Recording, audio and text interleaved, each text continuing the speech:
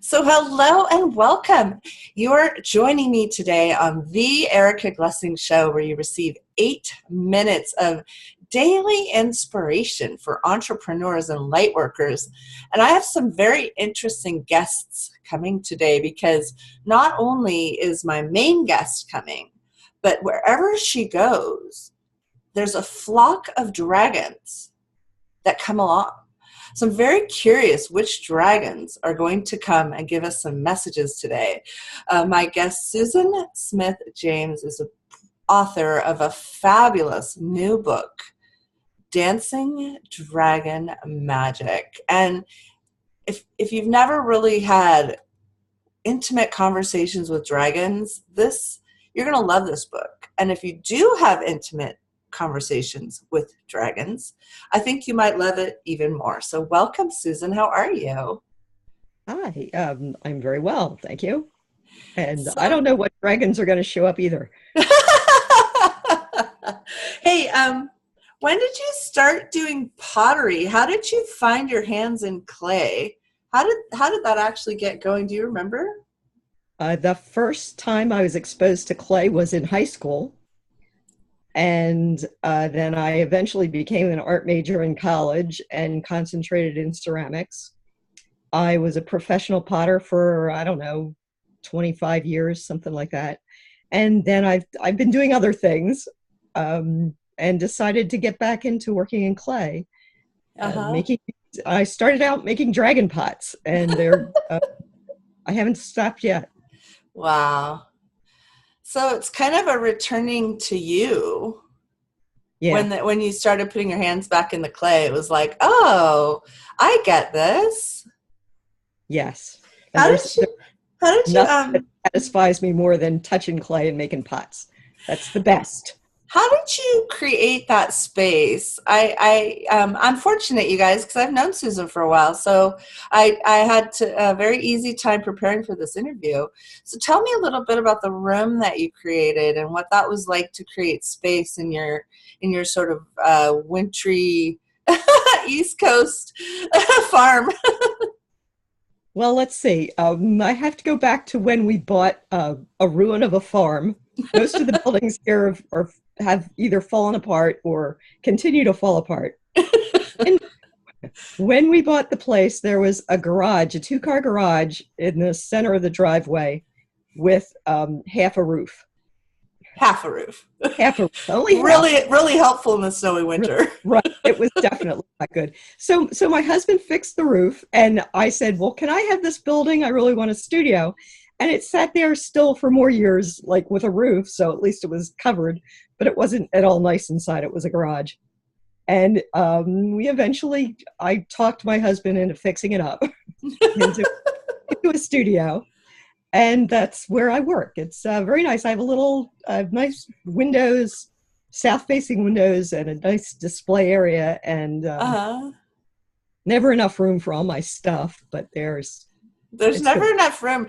George Carlin has the best set of comedy on finding room for all our stuff, and then we get more stuff, so we have to get more room, and then we That's get more stuff. But tell me a little bit when your hands are in the clay. Tell me how the dragons came about. How did the dragons start jumping into your art? How did they just start kind of like being present like that? I hadn't made pots for years. I was busy with the farm and the kids and um, all that. And then I could just sense dragons sort of tapping me on the shoulder very insistently, saying, "We want you to make pots. Make a dragon pot." At first, I just thought it would be one dragon pot, but it was not ending. Once I started making the dragon pots, there was 100 more ideas, and I don't know. I don't know if I'll ever run out of ideas, especially not for dragons. So But tell me one of the first dragon pots, because they're all now clamoring to be talked about. And since it's an 8 minute show, that's going to be super challenging.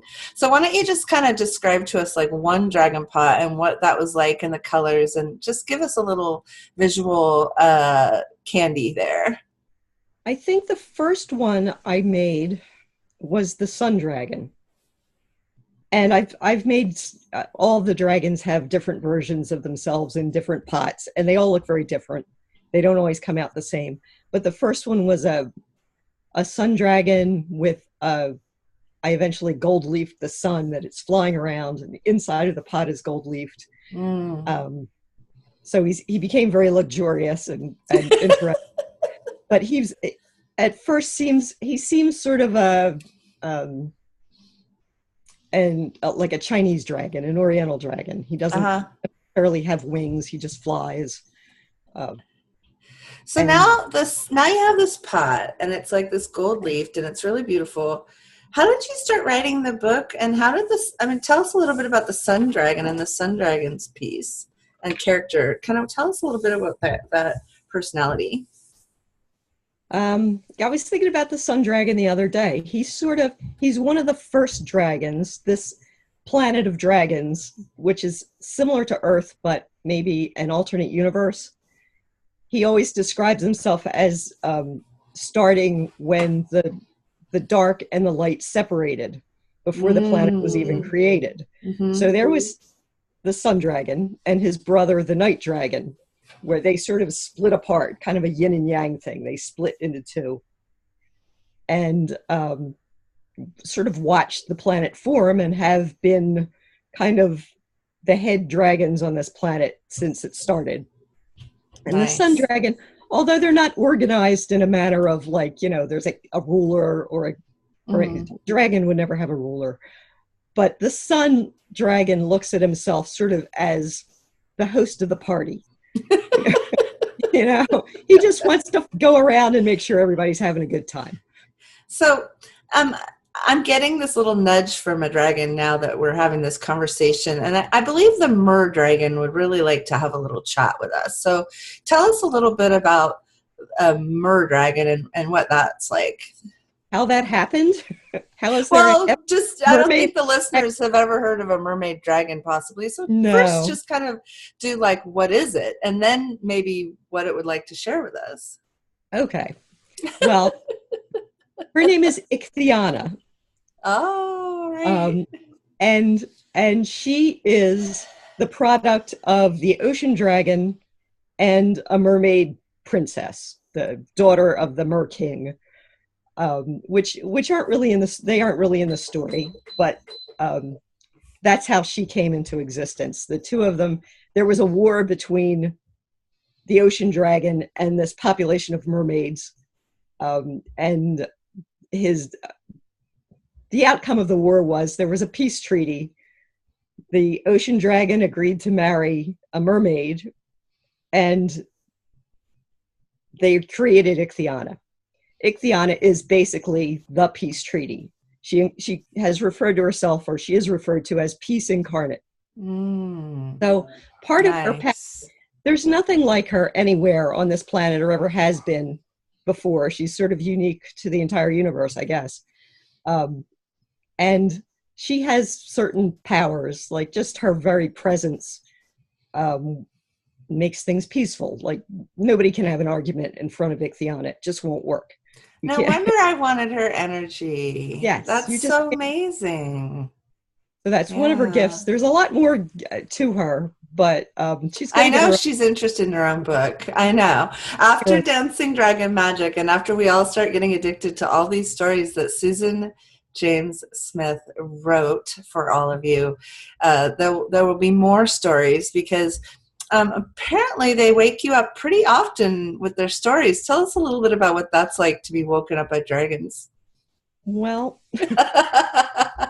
yeah, really, anyway, because this is a farm, but they like to get me up before dawn, whenever that is.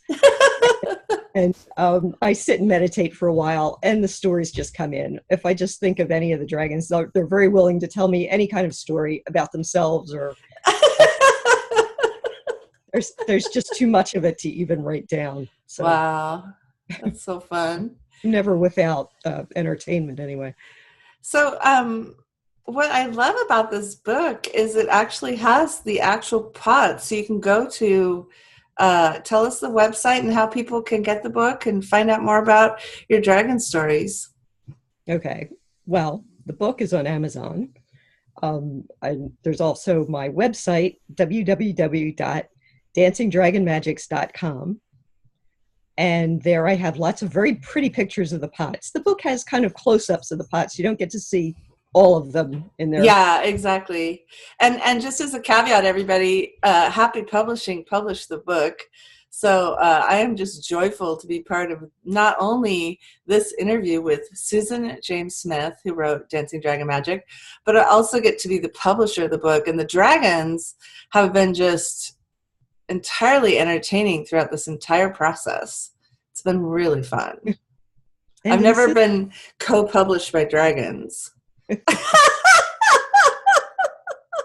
and they're waiting to take off and fly. They've just been, They'll be flying. but again, This is the launch day, love.